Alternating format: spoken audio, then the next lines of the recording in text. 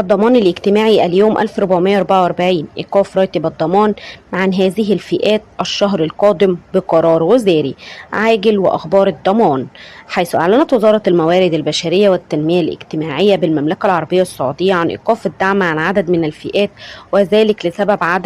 عددتهم وزارة الموارد البشرية والتنمية الاجتماعية، حيث يتم صرف راتب الضمان الاجتماعي لعدد من الفئات الفقيرة والمحدودة الدخل بالمملكة، وكذلك الأسر التي لا دخل لها على تحمل نفقات الحياة اليومية. وأيضا أعلنت وزارة الموارد البشرية والتنمية الاجتماعية بالمملكة العربية السعودية عن وقف دعم الضمان الاجتماعي عن عدد من الفئات التي تتحايل للحصول على دعم الضمان الاجتماعي، وذلك بعدم مراعاتهم الشروط التي يجب عليها تطبيقها والذي حددتها البرنامج، وهي عدم تسجيل البيانات الشخصية بشكل صحيح، وعدم الإلزام